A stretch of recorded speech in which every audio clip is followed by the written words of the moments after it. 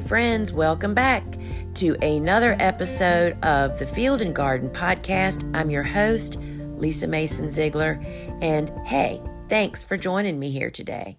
If you are new here, you can learn more about us and all that we're doing at the Gardener's Workshop. We are an online virtual learning center that includes tons of resources, as well as online courses, and of course, our online garden shop selling the same tools, seeds, and supplies that I use and talk about so very, very often. So friends, today I am sharing from a conversation that I had with Andrew Mefferd he's of a lot of different things. He's probably most recently well known because of he's a book author. He is the author of the book, The Organic No-Till Farming Revolution, the Greenhouse and Hoop House Grower's Handbook, as well as a new book that'll be hitting the stands in the fall of 2022 called Practical No-Till Farming, a Quick and Dirty Guide to Organic Vegetable and Flower Growing. Andrew really has had, like I have had, and so many of the other folks that I'm in our circle, we were unlikely farmers that took a winding journey and would have never guessed where we ended up. And that's kind of what Andrew is sharing with us today, that, he went off to journalism school, found he really didn't want to be in that world, but loved gardening, which led him to farming, which led him, down this windy path where he worked for Johnny's for 7 years, and came out living in Maine, running a farm, and then taking over Growing for Market from Lynn Bazinski. And if you're not familiar with Growing for Market is a farmer's magazine. It's written by farmers for farmers, connecting us all over the world, literally. And it was started back in 1992 by Lynn Bazinski.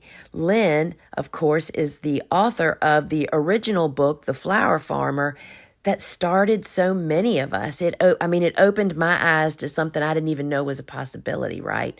So Lynn started this back in 1992, grew it for 23 years. And then Andrew took over the reins in 2015.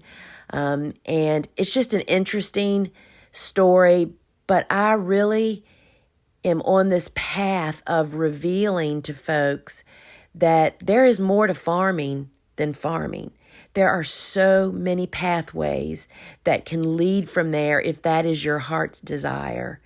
And so I'm just trying to highlight by several people that I have great respect for, and just to plant some seeds and some ideas on that.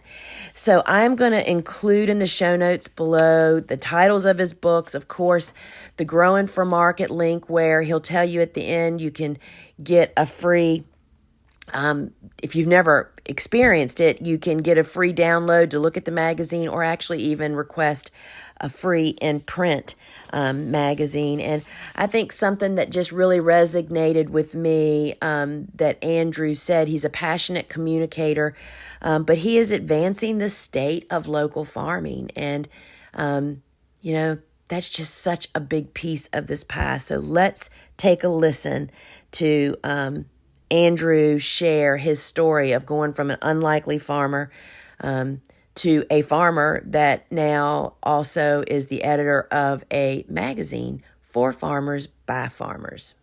I'm a pretty unlikely farmer based on where I grew up, because where I grew up, there aren't any farms anymore. I grew up in Falls Church, which is far northern Virginia, probably only about 8 miles outside of Washington, D.C. And so it's where Virginia, Maryland, and the District of Columbia come together, and it's very very sprawled out suburban urban kind of area. And so people don't have farms around there, and I didn't think that I would be farming when I was in high school. I'd be surprised if anybody else from my high school was farming. Although actually I do know of one other person who grew up in the area, didn't go to my particular high school, who's also has a very successful farm. So so go figure. But just nobody, not being an area with farms, it wasn't a career that I think people thought of going into. And of course, your guidance counselor there is not saying like, oh, I think you should consider being a farmer, which is unfortunate in a way, because I think a lot of people who might enjoy farming just don't go towards it because we as a nation, even, we it's been looked at as a real success that we have less than 1% of the population growing the food and flowers for everybody else. And it was explicitly a part of the U.S. agricultural policy, of course, with the get big or get out philosophy that was so strongly promoted in the 50s and 60s. And even though we're not explicitly promoting that anymore, it still has a big impact on our agricultural system. And so, my thought is that being a farmer can be a very successful or very satisfying, what I wanted to say, life choice, just because if you enjoy doing things with your hands, if you enjoy growing things and things like that, as your listeners who are already doing it, it can be a very satisfying life choice. And so I was never directed in that way through my whole career. And I thought I would be a writer, which makes sense now because I am. And so those were the things that I was drawn to. In fact, sometimes, Lisa, when I'm thinking like, oh, is this really the right thing for me? Why do I run a magazine or things like that? Well, I look back, I've got stacks of notebooks just from when I was a kid. I was that kid who had a notebook. I would have had a notebook in my pocket. I'd be like running around, writing stuff down. So I think it's just in my nature. I mean, my mom was a children's librarian there in Northern Virginia. And so I definitely had a lot of books around. Thanks, Mom. And Yes. so I think it's both a combination of nature and nurture, and that I think it just fits I'm just a writer. That's just my inclination on life. And it was nurtured. After going to school in Montreal, I moved back to the Washington, D.C. area and started getting in entry-level journalism jobs. And that actually kind of drove me away from journalism, just because I realized that to be a journalist, I was going to live in a cubicle for the rest of my life, Yes. which is like fine. But I guess just that reality of just being just in my cubicle all the time made me realize how much I did not want to be in my cubicle all the time. My family still had a farm one generation back in Pennsylvania that my grandma, who is still alive at the time, owned. And none of her kids were interested in farming it. They all basically moved to the city. But as I got more and more interested in farming, what I started to do, I started having a garden of my own. And then I started just volunteering out, working on farms in Maryland and in Virginia. And I just really liked it. I think partially it got me out of my cubicle mentality, but I was one of those people that I would come home from work and put on the headlamp and like be out there doing stuff in my garden. And so after a while, I started to think, well, maybe I should be growing things for a living instead of spending all my time during the day in a cubicle and then blowing off steam at night, like doing my gardening by headlight if necessary. And I hope that can be inspiring in a way, because Lisa, I know you have all these great educational materials at the Gardener's Workshop. And so I didn't have the background of farming. It's not something I guess that I would have been doing, but just simply by working on other people's farms and learning about it, I learned, all I needed. And I also, I think one other thing, just having that farm one generation back in the family helped me visualize that, oh, that if I wanted to start a farm, I might actually have something, or that would be the place to do it. And that is eventually what we did. But I also want, I want people who are thinking about maybe starting a farm or a big garden or something like that to just know that there are so many places that are opening up between urban or lots in cities, growing on top of buildings. I think the sky's the limit, and I don't want people to be limited by the fact that they don't have a farm or don't have access to a farm. There are these people who have farms that are a collection of multiple urban or suburban yards or something like that, where they piece together.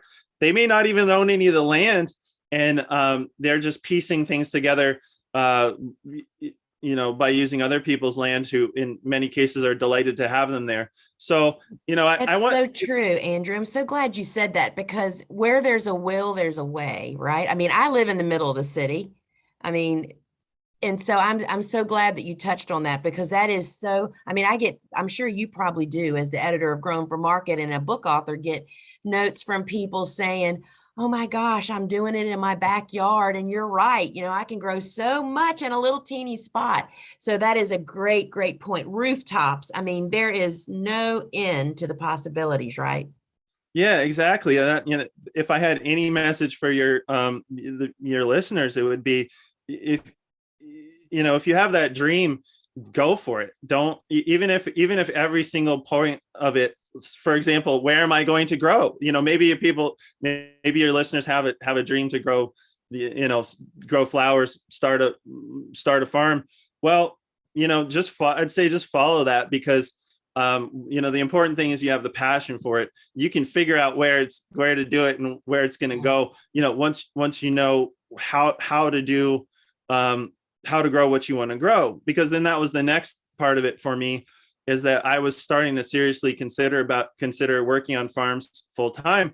And so what I did is I left my journalism job. Well, first I found a place to land. So I got a job as an apprentice on a farm in Pennsylvania that was not too far away from my family's farm, because I thought, if I was ever going to consider farming up there, I should not only work on a farm, but also work on a farm in the area, just so I'd know what it's like up there. And so that really became the jumping off point for everything else from then on, because I met my wife there, for one thing. So we realized we liked each other. We liked what we were doing. And in fact, we took off by the end of the farm season in Pennsylvania, which was, let's say, October.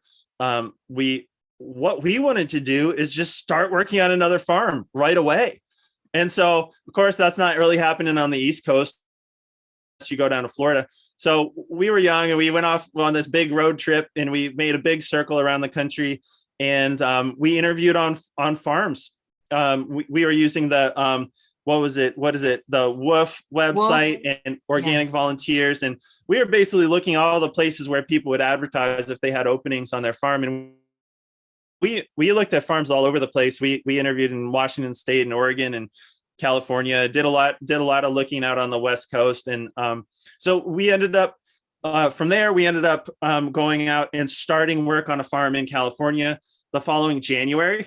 I mean, that was a lot of fun, because we just started right up. In fact, the farm had an olive orchard. One of our first jobs in January was bucking up the prunings from the olive trees, which they used as their firewood. That's awesome. Yeah. So, from there we went out to California. Then from there went up and worked on a farm in Washington State. It was during that time that was a big farm, and we were spending a lot of time just doing cultivation. And that wasn't my favorite thing. I was really happy to learn how to drive a tractor and get enough practice. I was really comfortable with it. And then I was like, okay, I know how to do that. Next. I don't really want to do that. That's the thing that got me interested in farm plants. I enjoy just working with plants, trying to figure out how to make them grow as well as possible, trying to figure out what's wrong with them and make them better when they're not. And so, for me, I realized there are some farmers who live to fire up their tractor. And great, good for you.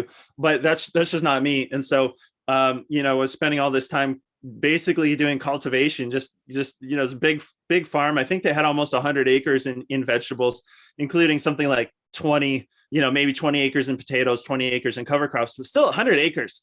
So That's a there's a lot. lot of there's a lot of weeding right there. And Yeah. granted, I mean that it was all mechanical. They had a lot of weeding Right. tractors, but I just doing all this cultivation, I thought there's got to be a better way. And that's when I found out that there was a professor named Ron Morse, who was studying no-till back at Virginia Tech. And so what we were doing at the time is we were going off working on farm jobs in the summertime, and then we were coming back and working jobs in Northern Virginia to save money to start our farm. And so I was like, well, what the heck? I'm going back to Virginia, where I'm from, and this guy's down there. And at that time, so this is 2005. So we're 17 years ago. And so there was very little about no-till, at that time. And so this was one of the few places, other than the USDA, NRCS was studying it. The Rodale Institute, of course, was studying it. In fact, the professor that I worked for down at Virginia Tech, he was working with the Rodale and USDA. They were all basically working together to try to figure out how to get these no-till systems to work.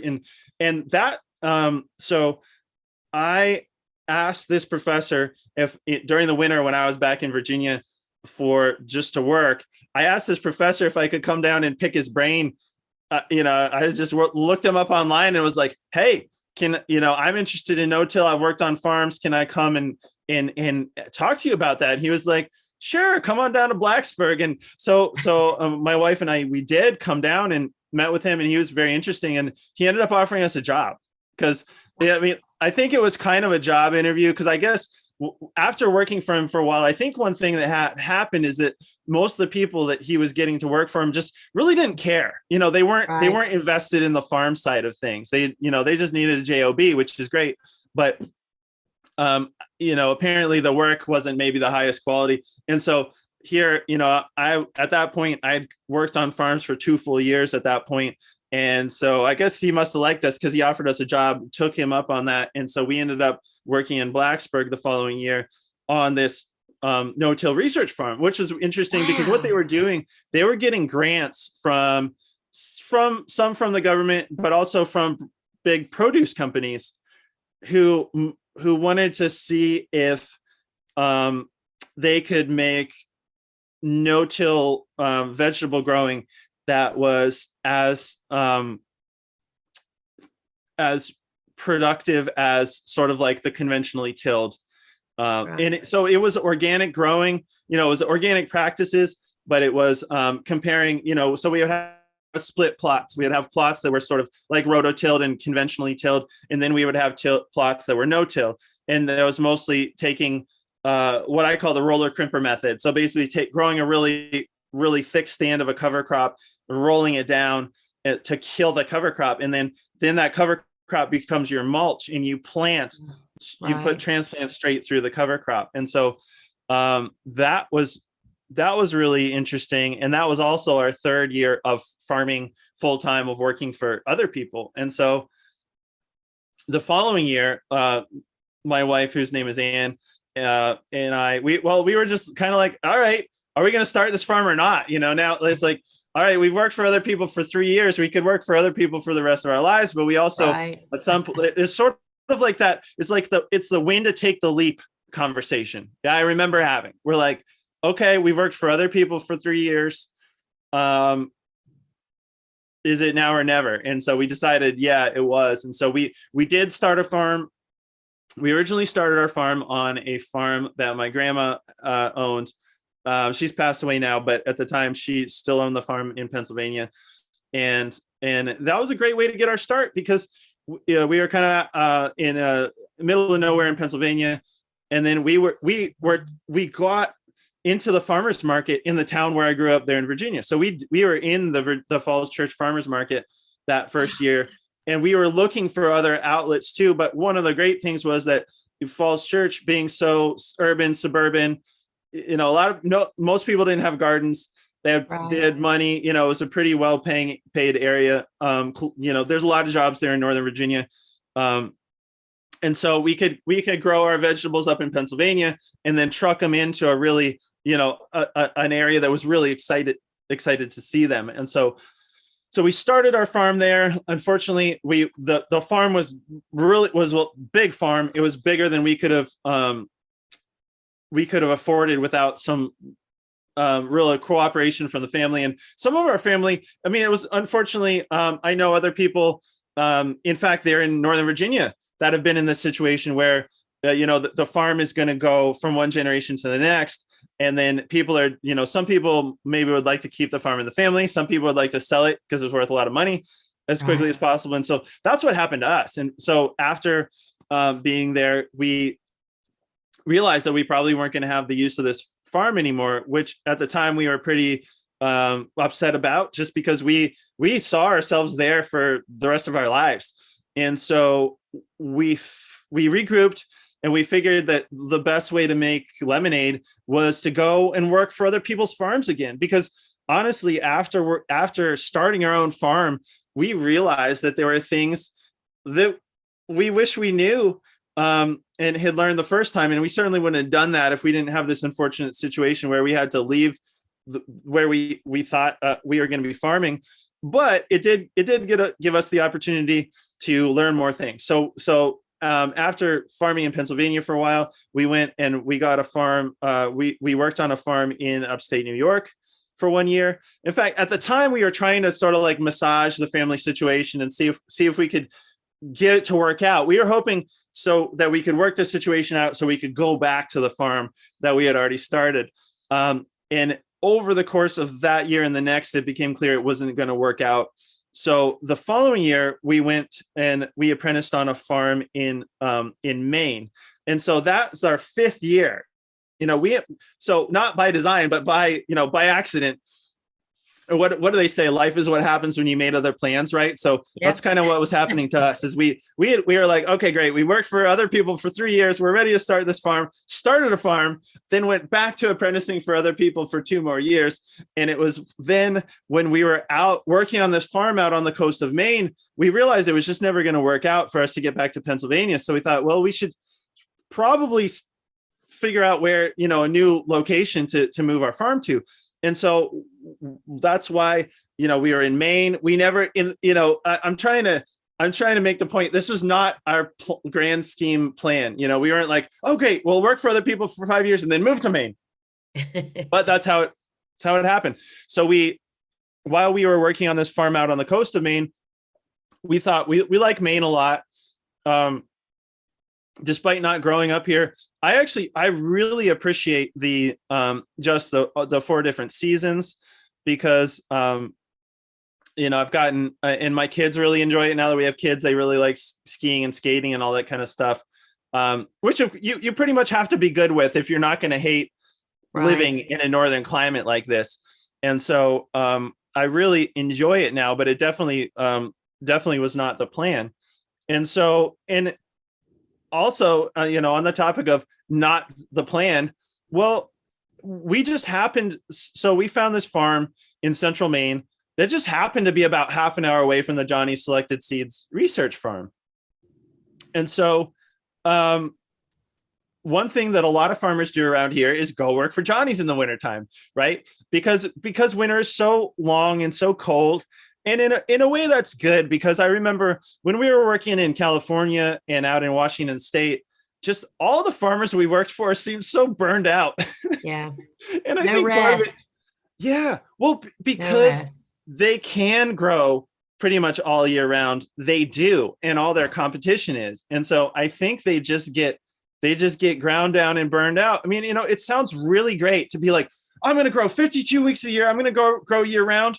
And it can be great, but I would, you know, caution people, whether you're in a warm climate and you can actually grow 52 weeks of the year, more or less outside, or if you're in a cooler climate and you're thinking about going extensively into greenhouses and hoop houses and things like that, just hire some people or something, you know, just think about think about the wear and tear that will happen on your body if you're actually farming 52 weeks of the year. And no matter how much you love it, we all need breaks from the things that we do for a living. And so you might be able to do that for a year or two, but yeah, I'd say if you're planning on growing year round, have a plan to hire employees, so you're not doing all of those harvests, all of the planting for 52 weeks all year round, because that's actually a situation we found ourselves in.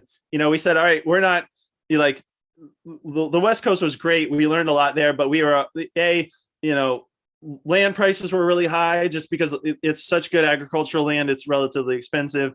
We didn't want to get burned out. So what did we do? We came back to Maine and then started farming year round with using a lot of high tunnels and, row cover inside high tunnels and stuff like that. And we kind of like burned out. We realized that it's really great to have supply for 52 weeks of the year, but it was also really taxing.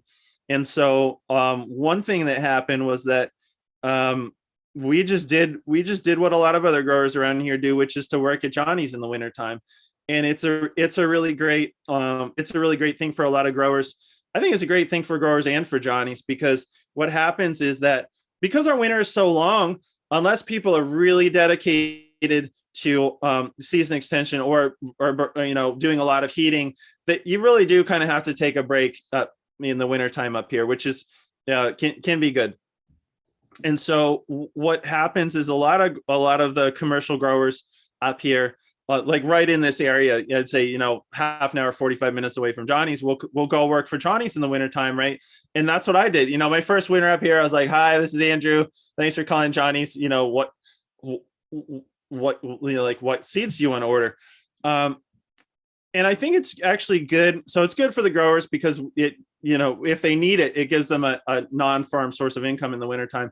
It's also good for the people because it meant that most of the people on the horn knew what they were talking about. And that was the whole point. Yeah. So, at least not to get too into the weeds here, but at least at Johnny's, they had their phone lines divided up into commercial growers and home garden. And so they put us on the commercial grower line because they knew that we were. And so if people had said like, oh, how does this variety grow? Or, had commercial growing questions, we could answer a lot of them just off the top of our heads because it's what we were doing at the time too. So that was really great. And it helped us just sort of like get started, particularly that first winter where we were just moving in, getting established up here, didn't have a income flow from the farm yet. It allowed us to earn some money and save a little bit of money over the wintertime. And in fact, my wife and I, we both did that. So our first winter, we were both there on the phones working at Johnny's. And so what happened is that over the course of that winter, they fired their tomato specialist, or what it is they call them trial technicians. Okay. So they're the people who, let me back up for a second. So let's say you're looking at your seed catalog and you see all those new varieties every year. And you're like, where the heck do all these come from?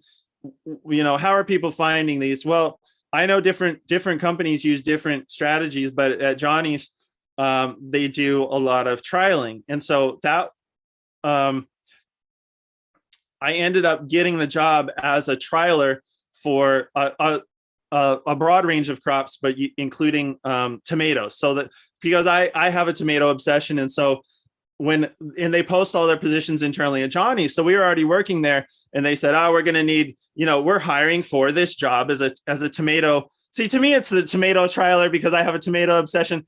There are other crops too, which is actually interesting because when I was at Johnny's, the company was growing a lot. And it went from when I started there were two people, all the vegetable crops were divided up between two people. Wow. And they had a couple of people. Yeah. And they had a couple of people, other people doing dedicated to flowers. And so you think about it. Yeah. Half for one person to have to be doing the trialing as far as both setting up the trials and figuring out what varieties should be included, what the new varieties are, and then doing all those evaluations. Wow. Was just, it was the opposite of being a specialist. You're basically a generalist. And so one thing that was really great over the time that I was at Johnny's is they were hiring more technicians because within my first year of being there, we went from 2 to 3. and then pretty quickly went from 3 to 4. And I can't even remember. They were just gradually adding more.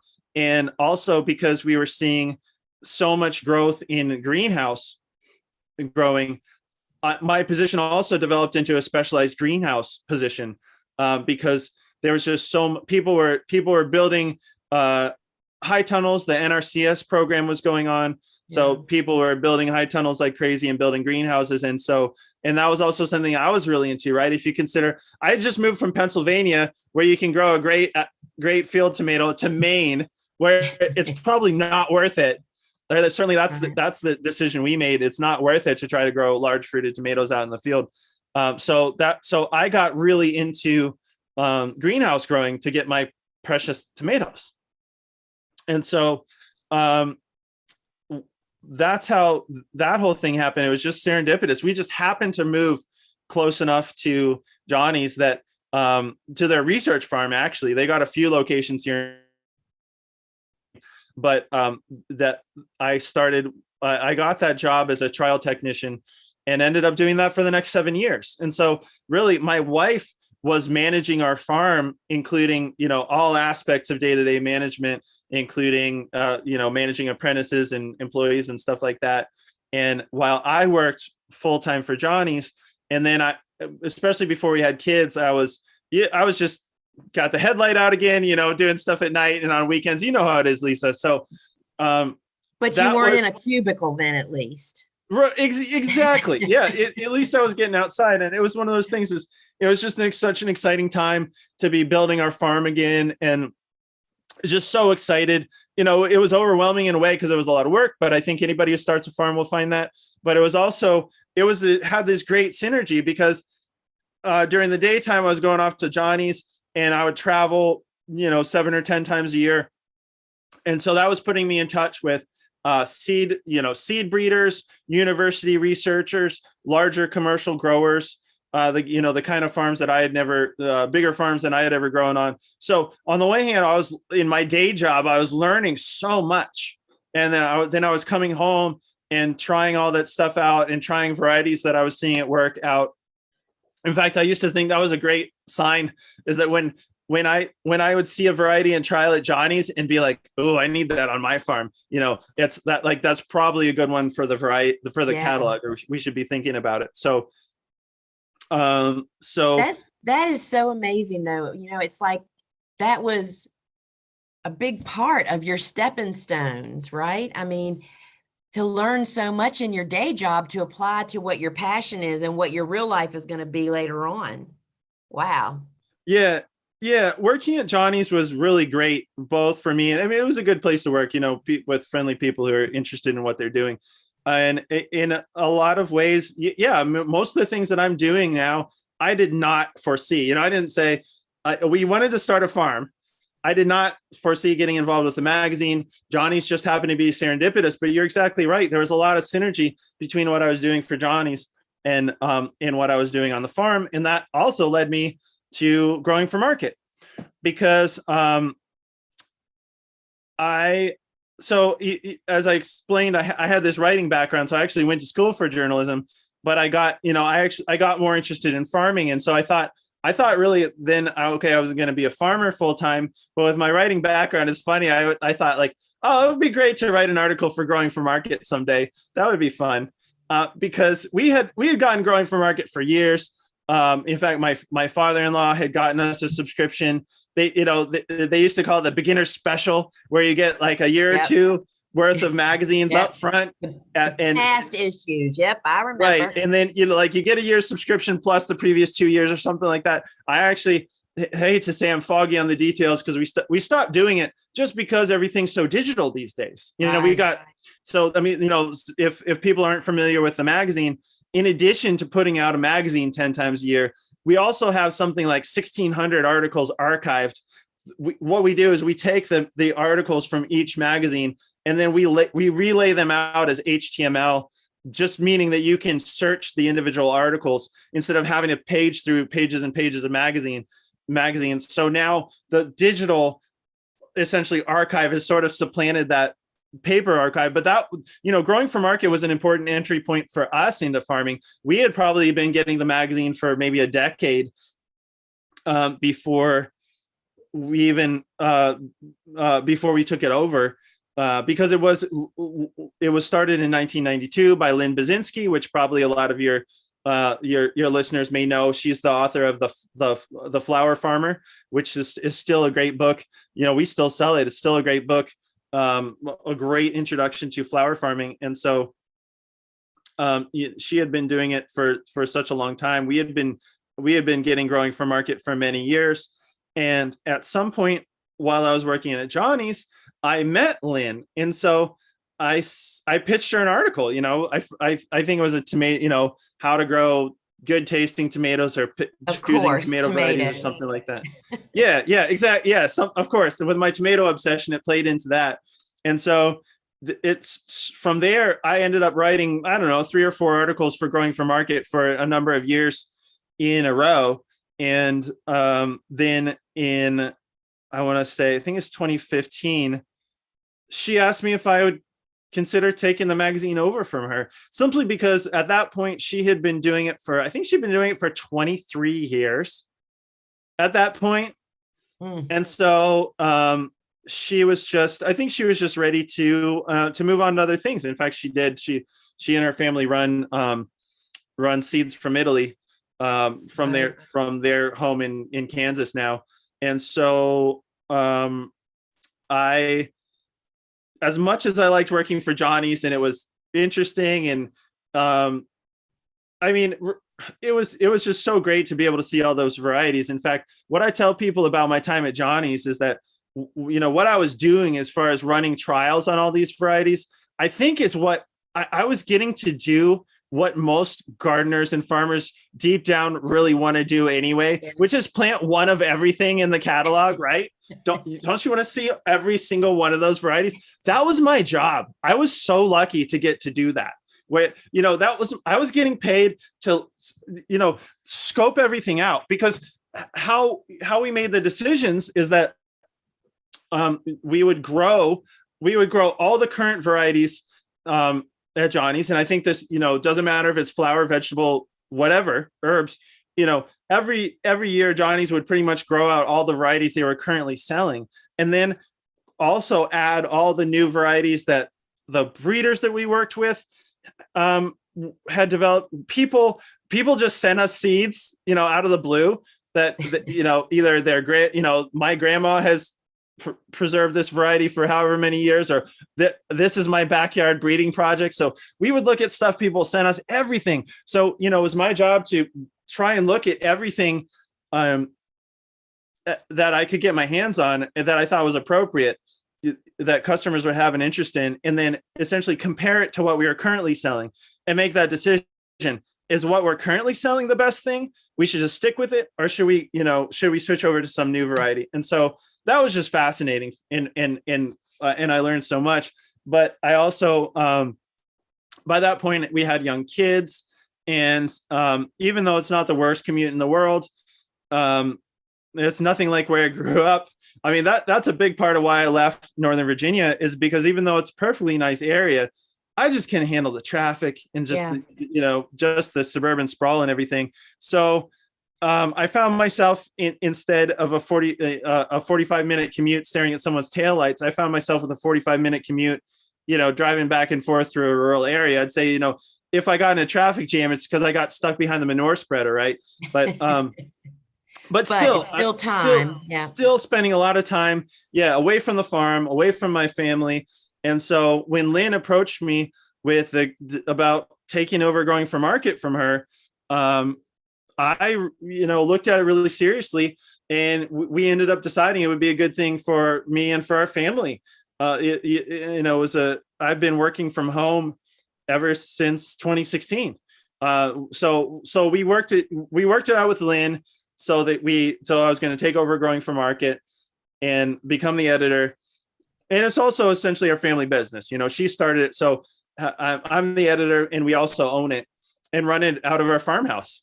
And so in 2016, I left my job at Johnny's at the end of 2015 specifically to take over Growing for Market, and just started right up that with it in 2016, and that's what I've been doing ever since. And so these are all things, if you had asked me where I was going to be 20 years ago, I would not have said running a magazine from a farmhouse on a working farm in Maine.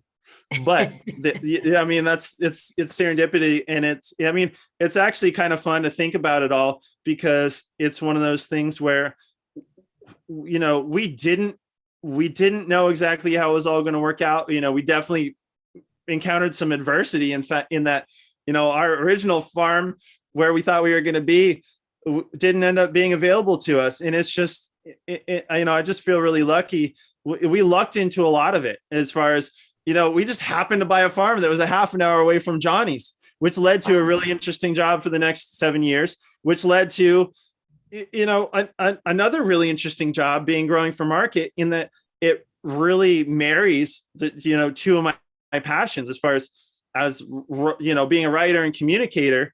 And also I have the passion for growing.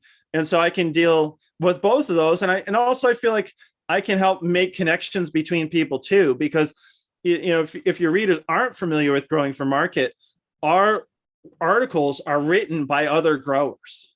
So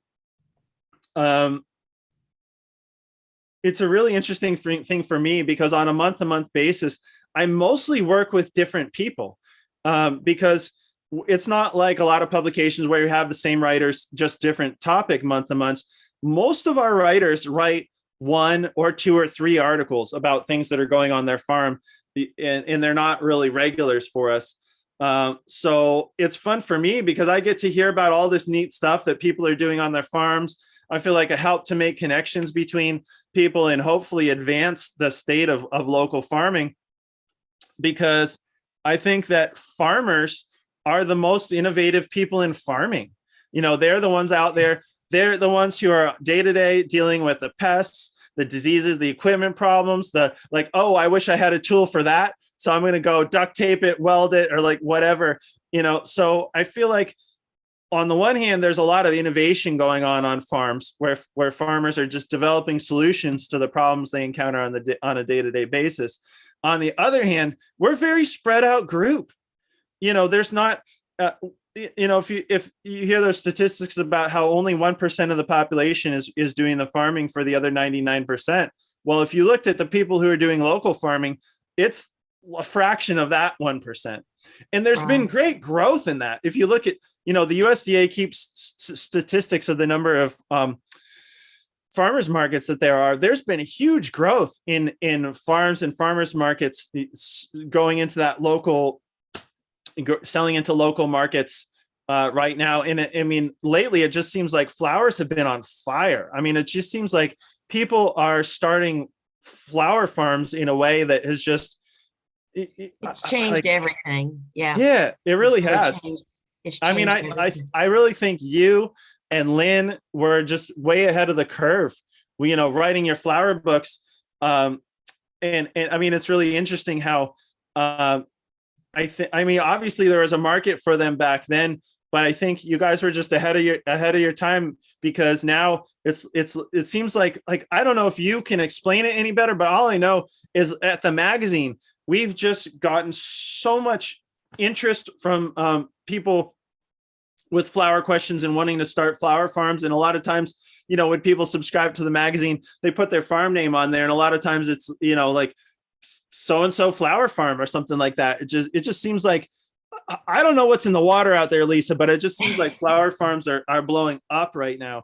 And so, I think that, but we're still very, the numbers are increasing. And I think that's really great, because there's a lot of great things that go with having a functioning local farm economy. But the people are even though there's more and more of us, we're still really spread out. Some areas, in fact, paradoxically, it tends to be more heavily populated areas that also support more market farmers, because of course, if you're selling into a local market, you need enough people in there to support some farms. So I know some areas have a thriving local food scene and flower scene, and they have, a lot of growers they can network and talk with. But there's also a lot of people who are very spread out and may not have any neighbors doing what they're doing. And so the way I see growing for market, it's a way to both find the best ideas that people are coming up with on their farms and make those connections.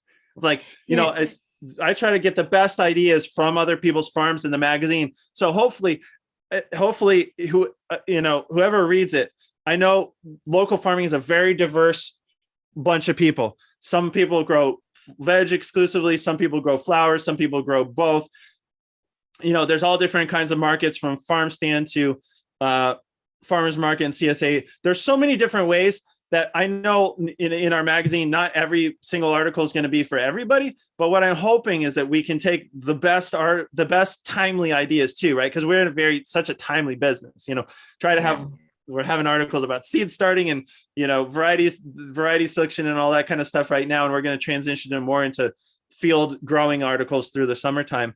But my idea is I try to get a diverse collection of timely topics every month. So hopefully somebody gets that magazine and there's 5 or 6 stories in it. Hopefully at least one of them will resonate. Because I figure if we can give, people one good idea from each magazine, that should more than pay for the cost of the magazine. So I do feel like what's turned into my career has sort of ended up as one unexpected leap, and a lot of serendipity and obviously help from people along the way.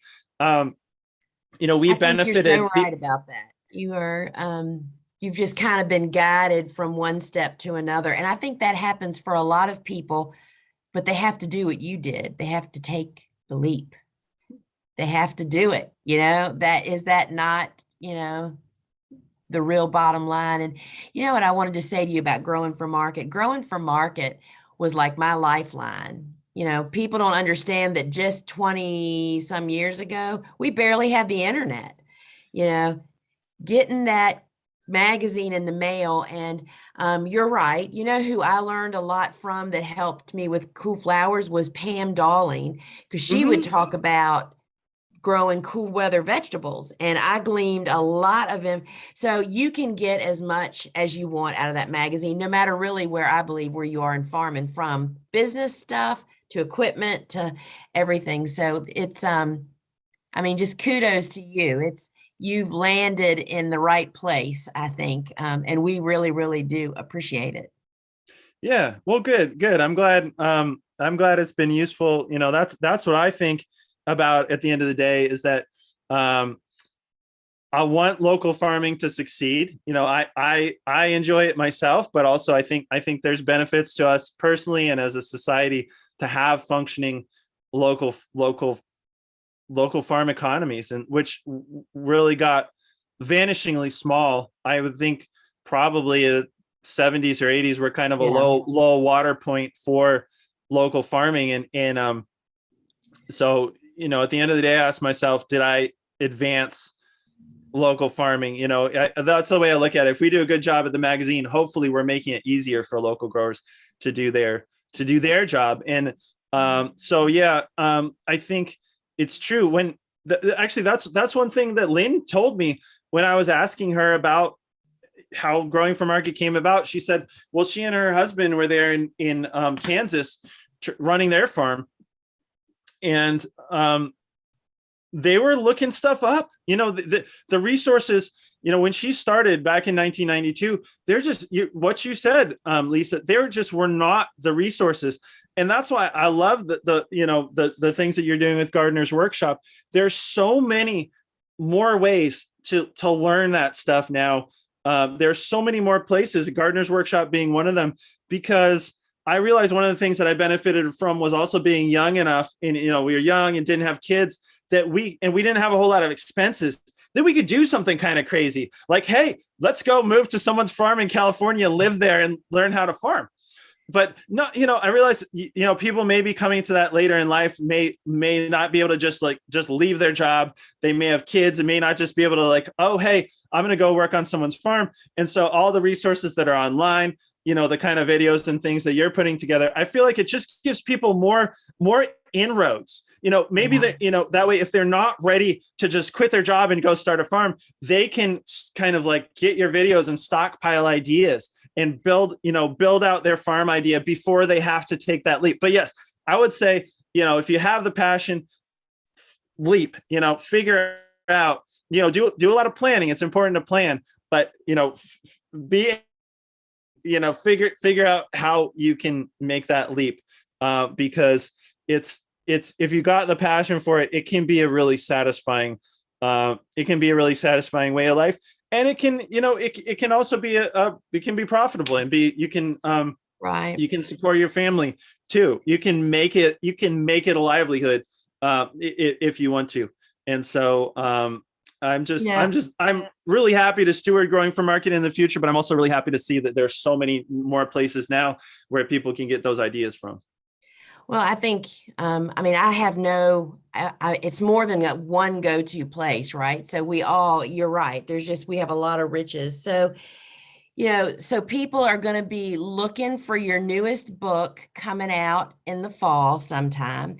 And so growingformarket.com also sells books, correct? That's a good place to find some of the farm and books. And of course, your books are there.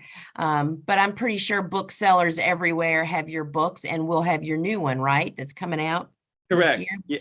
Yep. Yeah. This fall, the new book will be out. And we do sell books, which once again was something Lynn started doing because, small farm or local farm information used to be a lot harder to come by. And so she was, I look at it as, we carry books, but we don't carry every single farm book that comes out. Right. I think of it as a carefully curated selection because, Right. we specifically pick books that are relevant to Broad, to the small farms, vegetables and very specifically vegetables and flowers. We're not we keep our focus, right? We're not talking about growing wheat. We're unless maybe for ornamental, but we're not talking about growing fields of wheat. We're talking about growing direct market crops, vegetables and flowers. And I should point out, if people are not familiar with Growing for Market, they can go to the website and request a free digital or print copy, right? They can go, if they just go to the website, like you said, growingformarket.com, people can, there's a button. If they're digital, they can just download a issue and see what we're about. If people like paper, there's a little form. They can give us our address. We'll send them a copy of the magazine. So I encourage your listeners, if you're not familiar, head over to the website and we'd be happy to send you a copy of the magazine at no charge so you can check it out. That's awesome, Andrew. And, I really enjoyed listening to kind of how your love of becoming a farmer kind of took a little side road, but the side road really helped. And I think that's something I really want to point out in, several of the podcasts that I have coming down the hopper is, when you start out as a farmer, that doesn't mean you're just going to stay a farmer. That is just a rich ground to cultivate and to have so many different pathways to go. And we don't have time to talk about all the different pathways that I think of different people doing things today that, they started out as a farmer. That's where their passion kind of grew from. So thank you so much for kind of sharing your story with us today. That was really awesome. I feel that's a really great thing to know about Johnny's. I didn't realize that perhaps some of those people were really farmers. That never occurred to me before. So that's really pretty awesome. So thank you for joining me here today. Yeah, thank you so much for having me on. It's funny. I think we're so immersed in our own day to day that we don't reflect often enough, and sort of just talking about it with you now made me appreciate in a way that it is, it's been an interesting journey, and not everything was positive, but I had a lot of help, had a lot of serendipity, and now I'm really happy. I am happy where I ended up because, the magazine, there's always interesting challenges, be a pandemic or be the weather, be a new pest, but it's, I am happy not without challenges, but I'm also happy where I ended up, and it allowed me to reflect on how it was, a very winding journey, a lot of side trips that I didn't anticipate, but it got to an interesting place. So thank you for having me on and letting me share and reflect on that a little bit. Sure, it was our pleasure. And till we meet again, friends. Ciao. All right, folks. Isn't it just inspiring to hear other people's stories, particularly when their stories don't go the way that they actually thought maybe they would, and that people that get to spots like where Andrew is, it wasn't because they had some great plan and scheme to do that. It just was kind of like natural next steps. And just totally love bringing that to you. And I'm also going to put the link, the WOOF link, which is, I think it stands for the World Organization of Organic Farms, where people can go and intern. I'll include that below. And so, friends, I just love bringing this information to you, and I hope it's inspiring. I hope it's empowering and encouraging and sowing seeds in your way. And if you're enjoying my podcast, I would love for you to share it with your friends. But also, the most significant thing you can do for me is to just write a review and to rate it. That makes the podcast app that you listen on show my podcast to more people. And that's how we're going to grow the farming population, y'all, is for more farmers, more people to learn that it is a possibility and there are ways to do it. And there are so many different ways, which is what we are really loving bringing to you. So friends, you can learn more about everything that we're doing over at thegardenersworkshop.com.